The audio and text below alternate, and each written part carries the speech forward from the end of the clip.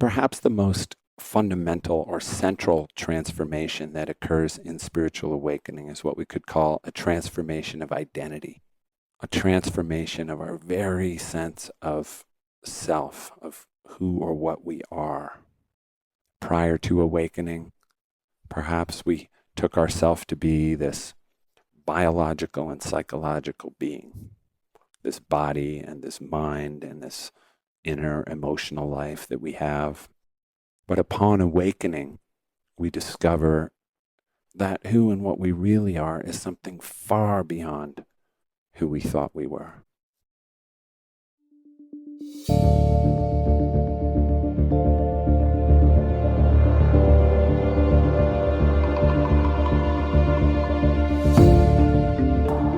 Welcome to Meditation Changes Everything with spiritual teacher Craig Hamilton, a podcast exploring the deeper potentials of meditation practice and how it can change every aspect of human life. In this episode, Craig invites us to explore something we usually take for granted, the feeling of being a solid, separate self. As we move through life, this sense of me can feel stable and unchanging. But in meditation, when we slow down and look more closely, that sense of solidity begins to soften. Craig guides us through a contemplative practice designed to gently unravel this sense of a fixed self, opening the possibility of experiencing ourselves as fluid, connected, and alive within the larger flow of life. This episode is best experienced when you can listen quietly and take your time. We hope you enjoy the show. Here's Craig.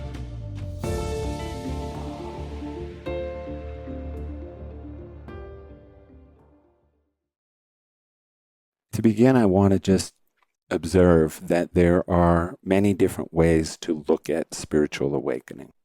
I don't mean many different interpretations of what it is. There's that too. Obviously, there are many interpretations of what awakening means. I'm not referring to that, but I'm saying even within a shared understanding of what awakening is, there are a lot of different vantage points on it or ways to look at what it is. So from one point of view, we could refer to it as a transformation of our worldview or our paradigm. We hear about paradigm shifts. Spiritual awakening could be the ultimate paradigm shift, where our kind of like your worldview is sort of what you take to be real, what you take to be important, what you value, what's meaningful. So this is like the ultimate worldview transformation or paradigm shift that has many different components to it. Spiritual awakening can also be seen as a transformation of our way of knowing. What in philosophy, what's called epistemology, your way of knowing, how you know.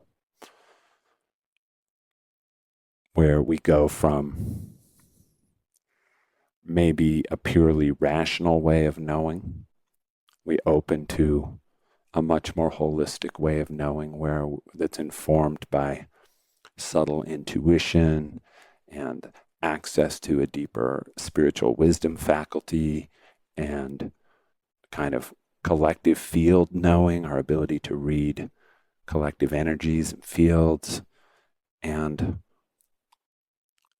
somatic information in our body. It's like this holistic or integral way of knowing that comes online that includes rational knowing as well, but it's not limited by it. It includes emotional knowing, but it's this very broad, holistic knowing that we begin to have. Spiritual awakening can also be seen as a transformation of our, what we could call our way of being or our mode of being, where this one's maybe a little more subtle, but where we're like living our life now in a kind of easeful, relaxed, very spontaneous way, not trying to premeditate our actions and not always trying to anticipate and strategize everything, but there's this much deeper organic flow that we find ourselves a part of, where we're kind of living and dancing in this flow, and without much fear about outcomes, without a lot of ego agenda driving our behavior. We're in this whole different way of being that's really attuned to what we might call the evolutionary imperative of each moment. It's an attunement to what's needed in each moment for the greater good of everyone involved, of the whole situation, and the higher potential of what we're trying to do. And there's a deep attunement that guides our actions, which, as you can hear, is related to our way of knowing, but now it's how we're moving and acting and engaging. We could see spiritual awakening as a transformation of our motivation, of what motivates us. Prior to awakening, maybe we were motivated by a lot of our ego ambitions, the things that we want for ourselves and are, convinced we have to be happy, and the things we want to avoid because they're uncomfortable, and a lot of just a whole world of motivations that make up the ordinary human condition.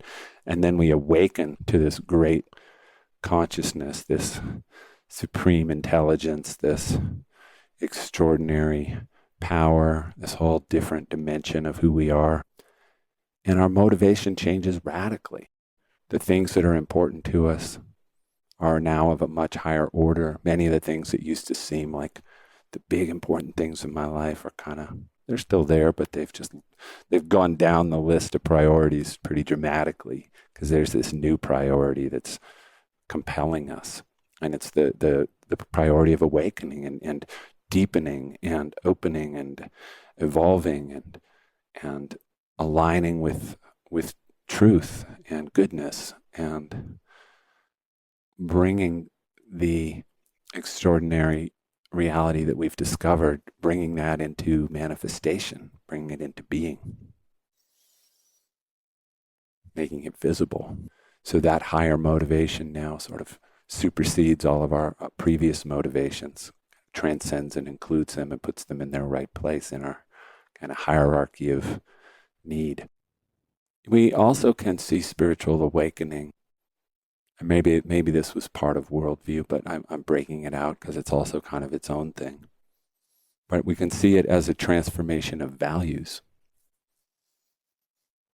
which again is related to motivation, because our motives are tied to our values. But maybe prior to awakening, certain things we valued tremendously. I want to be careful about specifics here because it's subtle, but let's just say, rather than getting us all thinking about whether our values are awake or not, let's just say that upon awakening, we now begin to really value goodness, truth, and beauty, and love in a way that our separate sense of self never could have valued those things anywhere near as much. Even if those are kind of values we hold, the values of self-preservation and looking good and, not rocking the boat and fitting in, and many other values that drive our lives fall to the side in the face of this imperative to be an awakened being in the world, and to help facilitate more awakening in the world wherever we can. And there are many other ways we could look at how spiritual awakening transforms us, what the transformation is. And each of these is valid and as part of the picture. But perhaps the most fundamental or central transformation that occurs in spiritual awakening is what we could call a transformation of identity. A transformation of our very sense of self, of who or what we are. prior to awakening, perhaps we took ourselves to be this biological and psychological being, this body and this mind and this inner emotional life that we have with a certain history of events, life experiences, and stories, with certain traits, capacities, abilities. I am this person who was born on this date, has lived through these experiences, I have these relationships. This is what I'm good at, what I'm not good at. This is what I'm committed to. This is what I care about. This is what I do for work. This is what I do for fun.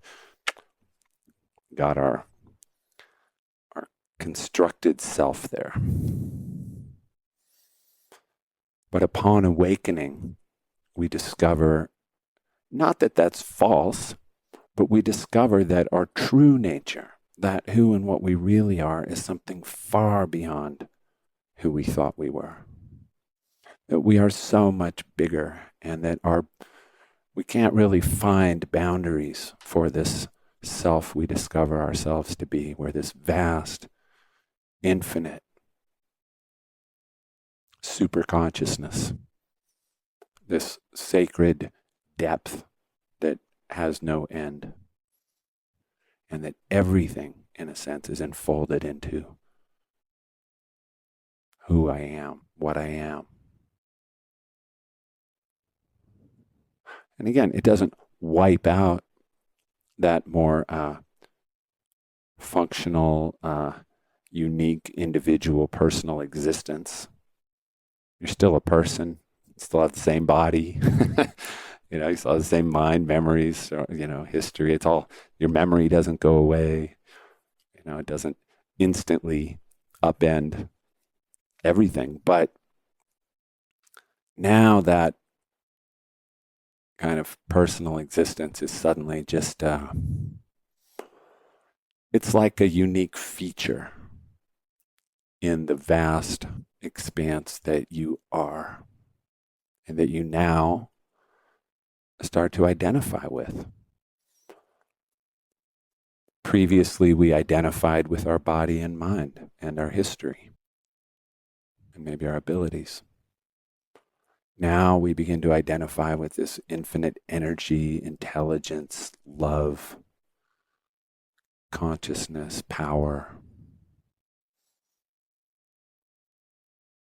And we realize I'm not that limited self. This great self is who and what I am. And I'm using, and when I say this great self, I want to be a little cautious around even using the term self to describe our true nature, or our deeper being, because it's historically sometimes been described that way, as like the essential self, or the authentic self, or the absolute self, or the unmanifest self. Lots of different ways of trying to describe our true being, our true nature. But it's also a little tricky to call it a self, because honestly, experientially, it doesn't so much feel like a self. We don't really experience it as a self in the way we're used to experiencing ourself. When we awaken, it's not really like an experience of me awakening. It's not like I'm becoming a better version of myself, or I'm discovering other things about myself. Like I am these things, and now I discovered a bunch of new things about myself. It's probably more accurately described as a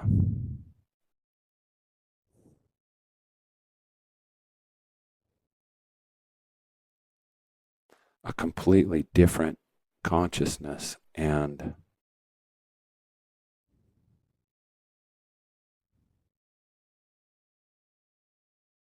beingness and presence wakes up in your body, in what you thought was your body. And it's suddenly, oh, this is different. This isn't this isn't the me I thought I was. Now I want to be clear. It's not like you feel like you've just gotten possessed by some other entity. It definitely has the quality of this is what's real. This is who. This is what I've always been. This is my truest nature, my truest being, my truest self. This is the real. Like it has that quality, but it just doesn't feel like the former you took on some new attributes or expanded its sense of self, which is why I'm saying it's a little tricky to call it a self, because the universal consciousness that wakes up in your body mind doesn't really relate to itself as a self. Because why? Because self is usually what's used to delineate, right? There's self and other. But in the universal self, there is no other. There's only you. And it includes everything. Not like I'm going to stop referring to it ever as a kind of self, but I'm trying to broaden our even understanding and sense of what we're really talking about here. When we talk about consciousness without limits, we're talking about a person who discovers themselves to be consciousness without limits,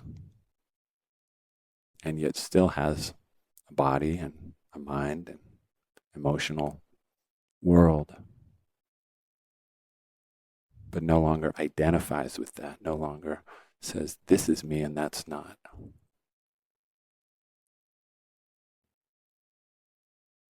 It's like we're making room for the truth of who and what we are, for the vast universal dimension to have a home and as us, to have a life, to live in this world.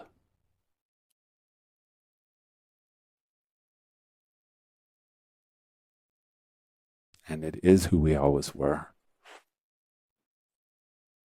But there is, of course, a need for a radical accommodation on our side. Meaning, we as individuals need to accommodate ourselves to this vastness, and we need to, what I'm trying to say is there's a part of us that needs to step aside in order to allow this deeper, truer dimension to live, to truly live as us, to allow our deeper nature to really become our true home, or to allow us to become its true home. You see, the language gets tricky. And the accommodation I'm speaking about is that we have to relinquish the habit of identifying with this mind-constructed self, this concept of self, this image of self, this insistence that I'm this separate person.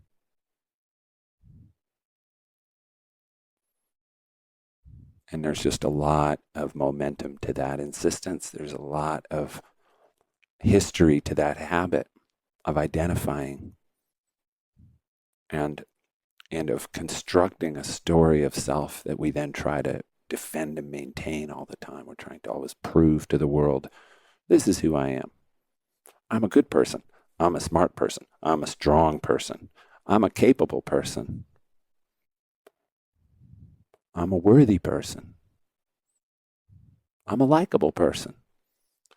Whatever it is, there's the attempt to prove the story of self that we've invested in. And we're not just trying to prove it to everyone else. Really deeply, we're trying to prove it to ourselves. And of course, part of how we prove it to ourselves, getting other people to acknowledge and validate it. Yes, you are a smart person. You are a capable person. You are a likable person. And we go, I am. I knew I was. And our ego, our identity as a separate self gets reinforced.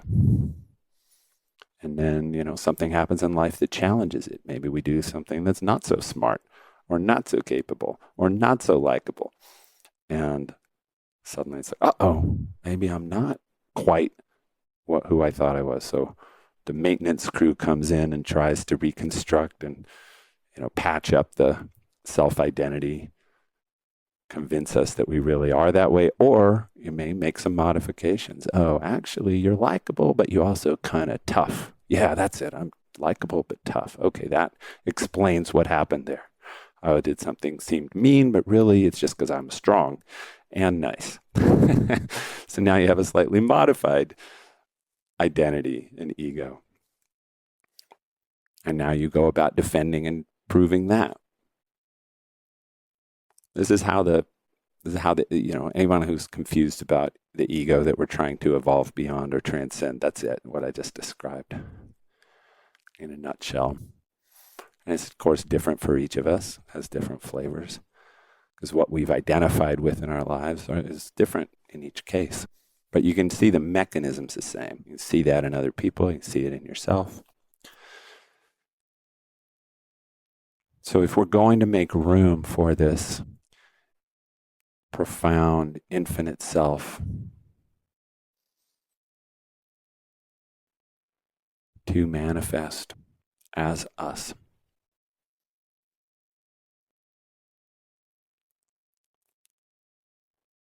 we have to get out of the way. We have to learn how to let go of that false identity. We have to learn how to deconstruct it, to take it apart so it no longer seems like a solid thing. And we have to gradually shift our allegiance to this greater being and consciousness and self.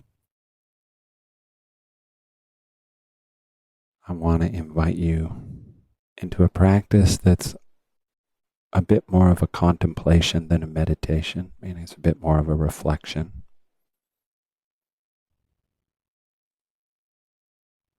This is actually what would traditionally be considered an emptiness practice in Buddhism.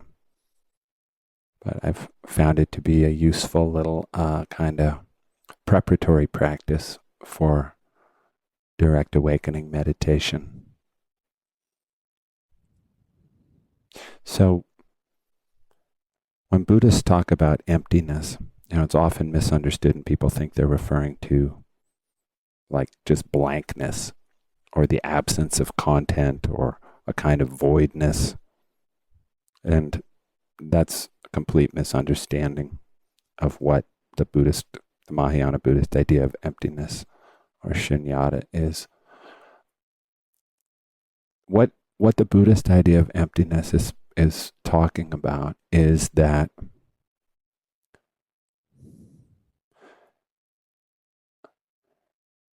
it's the insight that things that appear on the surface to be solid, static, tangible, fixed things,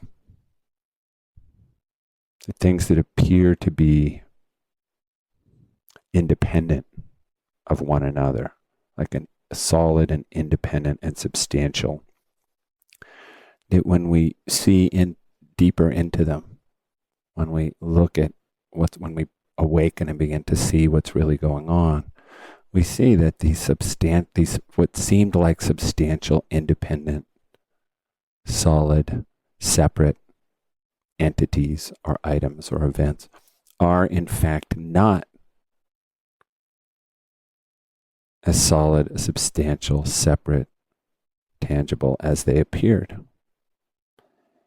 And this rests on another Mahayana Buddhist idea of dependent origination, It's called, or dependent co-arising, dependent origination. And this idea is the recognition. Again, these are enlightened recognitions. These are things discovered through spiritual awakening. They're not concepts people came up with philosophically. And this idea is that it's the discovery that everything arises together, that nothing is independent, that everything under the sun is really an interdependent pattern of occurrences.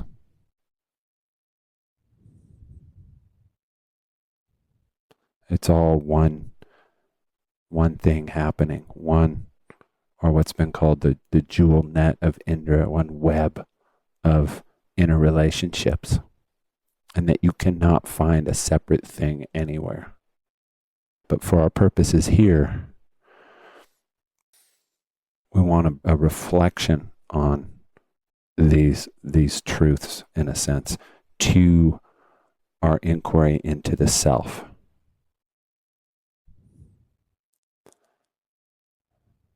Because, like everything else under the sun and beyond the sun, the self that we take to be, we get the illusion that I'm a separate entity and that I'm a static entity. I might be changing and going through processes, but I am me. And the I that I am is a thing that has substance to it, that is separate from other things, separate from other people, separate from the objects that I perceive around me. I can impact them, they can impact me, but I'm me. So this self that seems so substantial and solid and separate, when put under scrutiny of our enlightened inquiry, we begin to see it's not really that. In fact, if I really look for the self, I can't find it anywhere.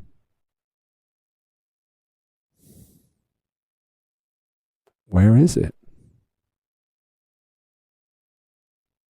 And doing this kind of emptiness practice, this kind of inquiry practice, can help us start to meditate without having a fixed sense of self in the meditation. So I'm going to guide you through it.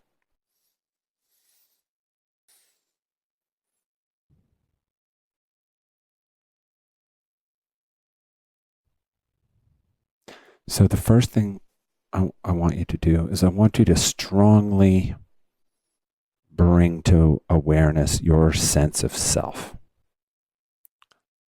Invoke your most substantial sense of self. When someone calls your name, when you think of yourself, there's an image, there's a feeling, there's a picture, a concept. Just bring that fully into awareness. This is who I am. Again, not necessarily need to think about everything you know about yourself, but just that sense of self, that sense of me, the separate person, living my life.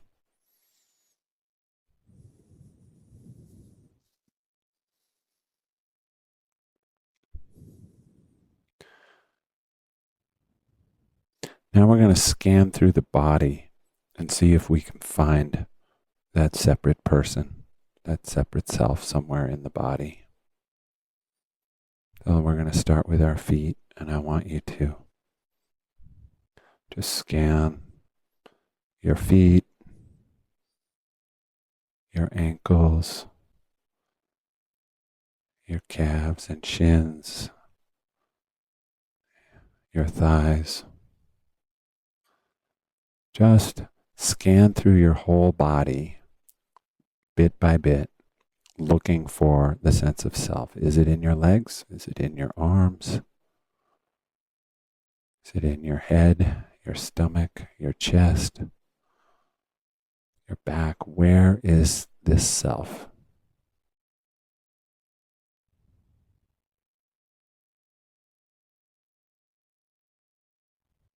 And anytime you come upon something that feels like maybe this is it, maybe it's here in my heart, in my chest, I kind of feel myself in my chest. I want to invite you to stop for a moment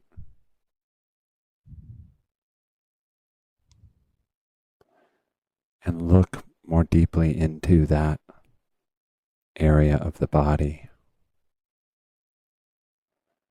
to see what that sense of self in that area of the body is made of.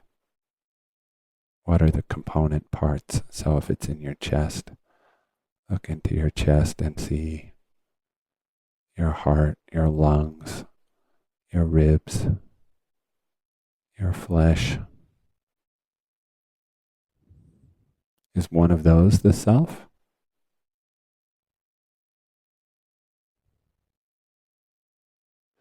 Or the feelings that maybe are associated with this sense of self that you're feeling physically? Or what are the feelings exactly that you're calling a self? Is it a feeling of warmth? Is it a feeling of easeful relaxation? Is it a feeling of tightness? What are all the different feelings that are combining to give you this sense that this is yourself here in your chest? Or if you feel like you found the self in your head, do the same thing. Observe all the components that make up your head physically. Your ears, your eyes, your nose, your mouth, your brain, your skull, the different parts of your brain, if you know anatomy.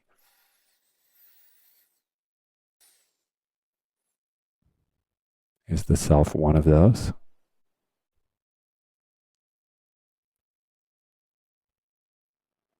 Or any experience of self that is physical in the head, some quality of awareness or some quality of sensing? Notice what that's made of. Is that, observe it. What you're really trying to do is see if you can find a self, really find it somewhere that's separate from, that's independent of everything else. Or is it just all of those different processes and parts?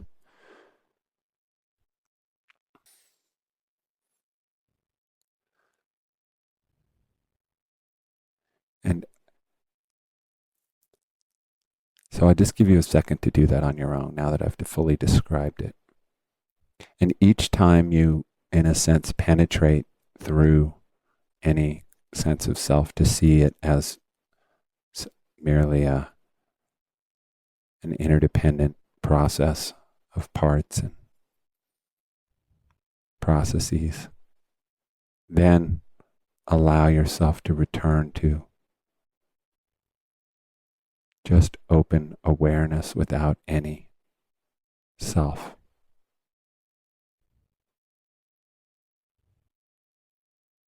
And then look some more, and then do it again. I'll just give you a minute to go through this on your own, in your body, just the physical body.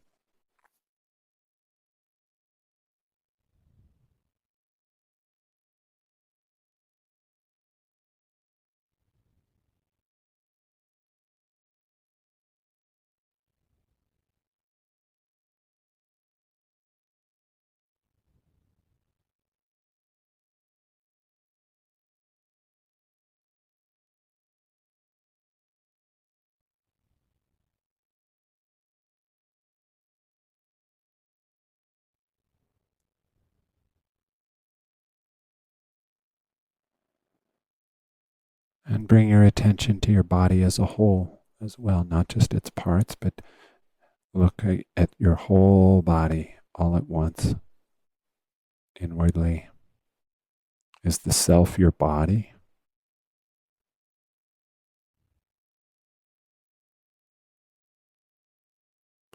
And if it seems like it is your body,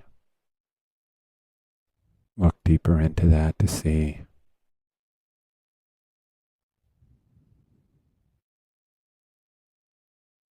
all the different parts of the body,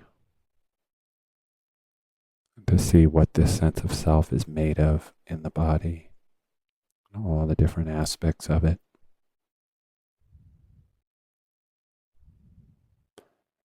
An interdependent flow of parts and processes.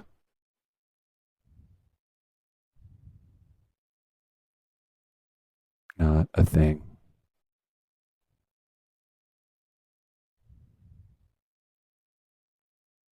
And allow your awareness to again return to open, spacious awareness.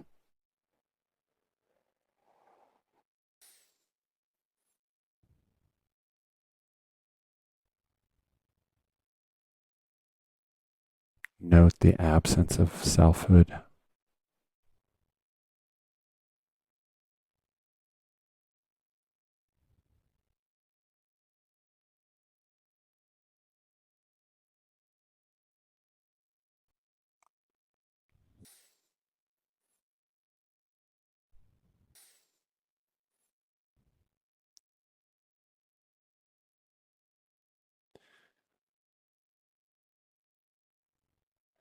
Now re-invoke the sense of self, this substantial sense of you, whoever you are.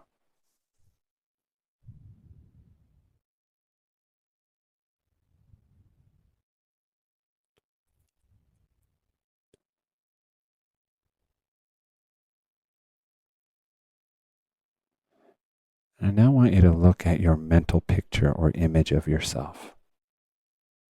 It's different than the sense of self. It's the mental content that makes up the self.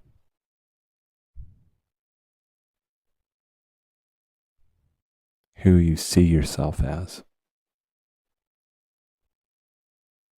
when you imagine yourself, probably drawn from looking in the mirror. And look at this. Is there a self here? Or is it just an image? It's just a picture of your body.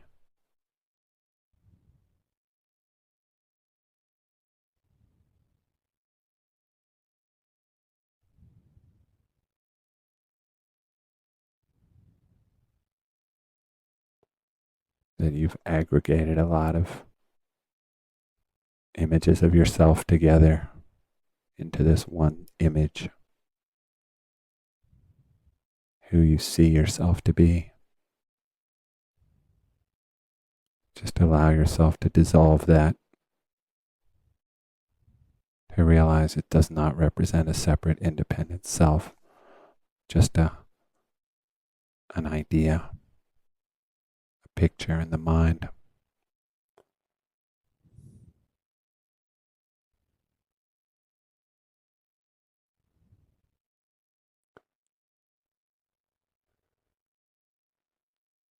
And allow yourself to rest in open, innocent awareness with no imposition of self.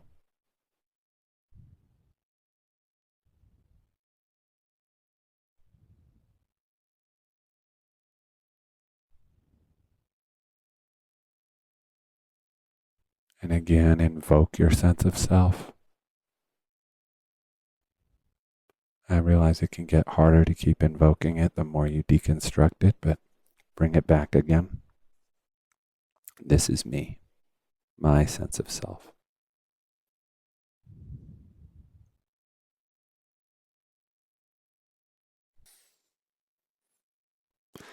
Now turn your attention to the concepts you have about yourself.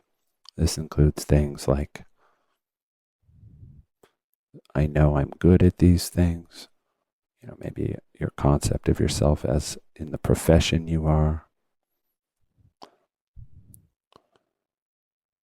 your concept of the kind of person you are in relationship, the kinds of things you stand for in the world, what you're committed to, kind of all these concepts that you have about yourself. And people say, tell me about you.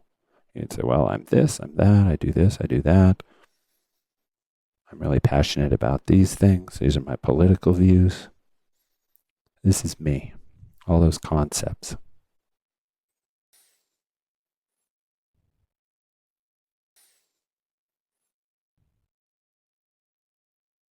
See if you can find a separate, independent self anywhere in those concepts.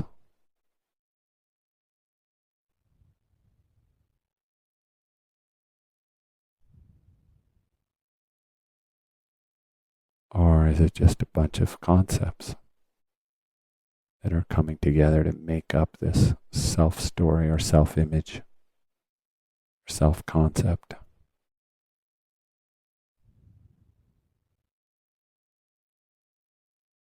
And anywhere you think you found the self in your concepts, in your thoughts, allow yourself to look deeper into it, break it up into its components, all the different little thoughts and concepts that make up that meta concept.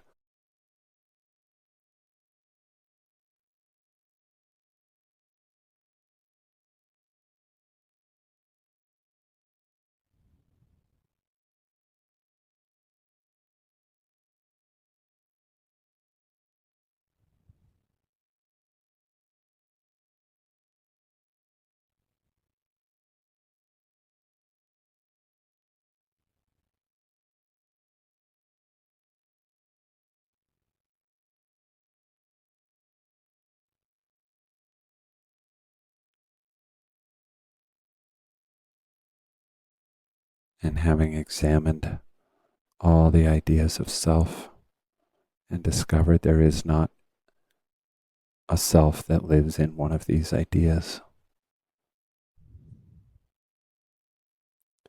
just allow yourself to notice again the absence of a separate self and allow your awareness to just rest in openness, spaciousness.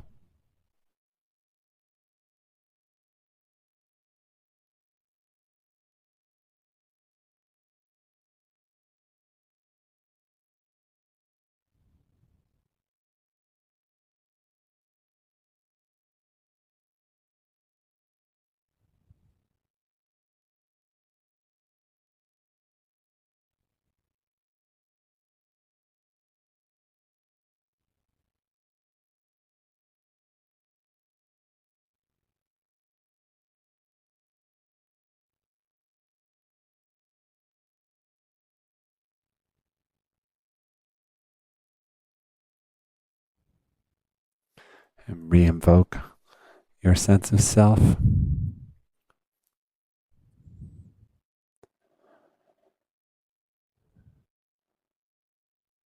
One last time. And now I want to invite you to look through your feelings about yourself, all the emotions and feelings that maybe contribute to the sense of self.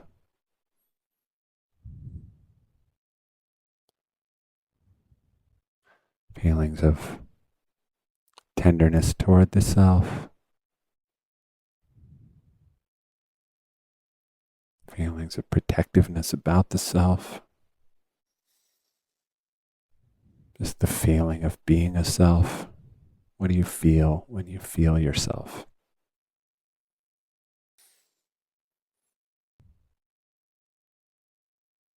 And include your felt sense of self as a whole.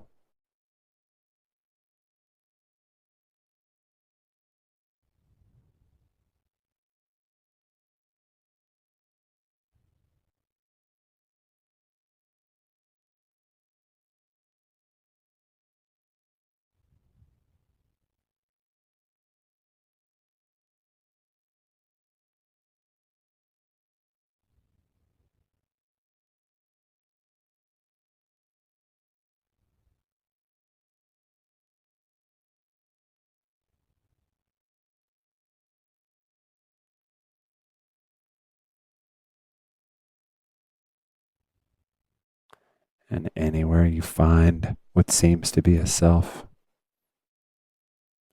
look more deeply into it to see what it's made of.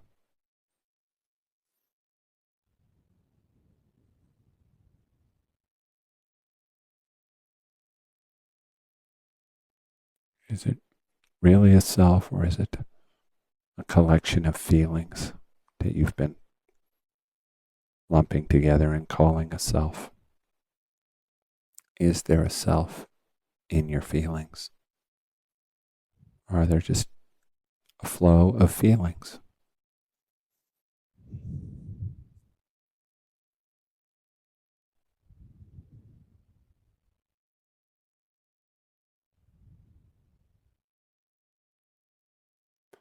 Allow yourself to recognize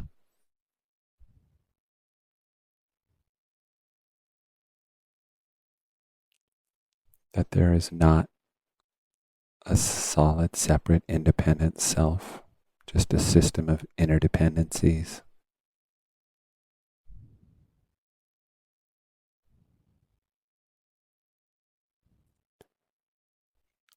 And then allow your awareness to relax and open, just be free and flowing with no self-fixation.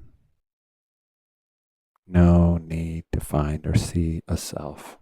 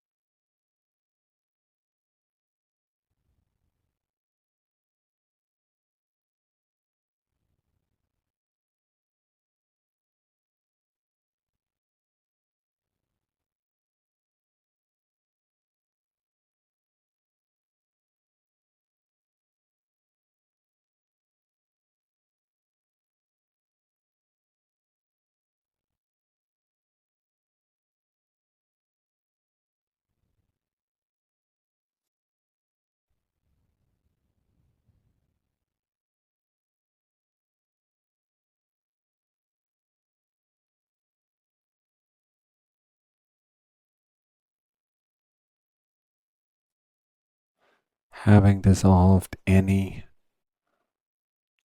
fixed self, any sense of a separate, independent self, just allow yourself to be as you are.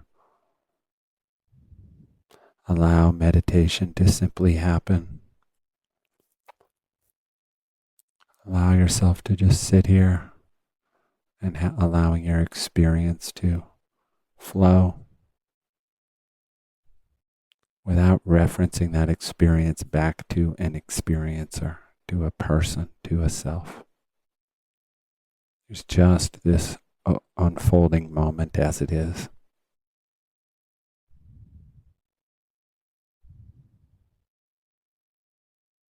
One experience flowing into the next. No need to know who's having the experience.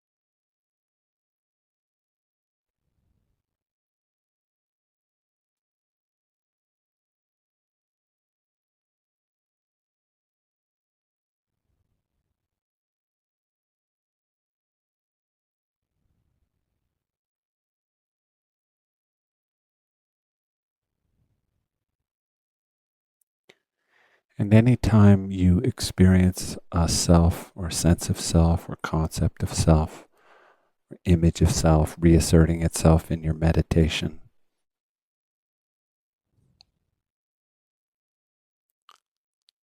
go ahead and just look right at it inwardly and deconstruct it in the way that we just have several times in that practice. Just look at it, say, what is this self made of? Let me penetrate through the illusion and see that it's just part of the experience that's flowing in this moment. It's not the experiencer.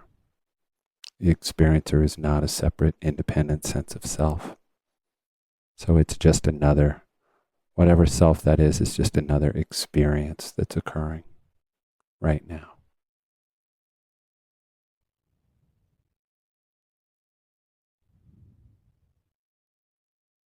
It's not separate from anything else. It's just part of the flow of what's arising. Let yourself see that.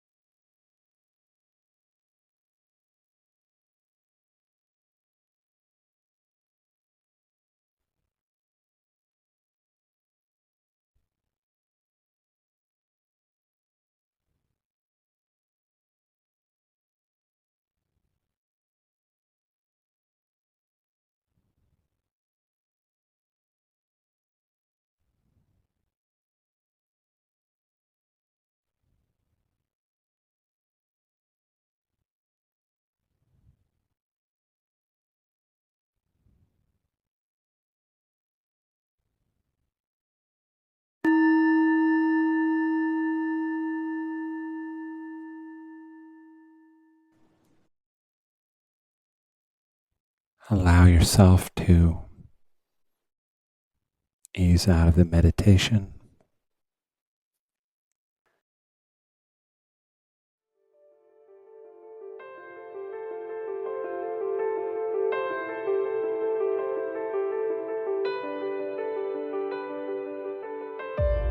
If the approach to meditation we've been exploring today inspires you, you are invited to tune into a 90-minute online workshop Craig will be hosting called Meditation 2.0, The Miracle of Direct Awakening.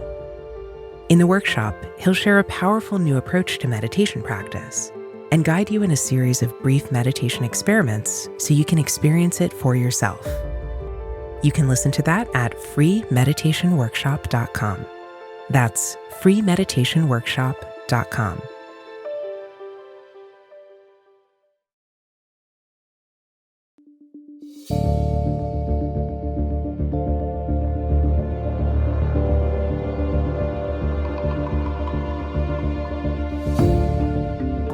If you enjoyed today's episode, we hope you'll share our show with others. And please subscribe and rate us wherever you listen to your favorite shows. If you have a minute to write a short review on your podcast app, we would deeply appreciate your support. You can stay connected to the show by subscribing to our newsletter at meditationchangeseverything.com. Each week, we'll send you new audios and videos from Craig, and we'll also let you know when we release new episodes of the show. For a deeper experience of Craig's approach to meditation, consider joining our Awakened Life membership program. Each month, you'll receive in-depth teachings and guidance, including a meditation workshop, 4 guided meditations, and a live online retreat with Craig. And when you register today, you can receive your first month for 50% off. Go to awakenedlifemembership.com to learn more and enroll. That's awakenedlifemembership.com. Check out our show notes for links to all the ways you can stay in touch with Craig's work. Meditation Changes Everything is created by Craig Hamilton, Susan Fries, Morgan Dix, Stephanie Murphy, Will Bowman, and Richard Klein. From all of us, thank you for tuning in.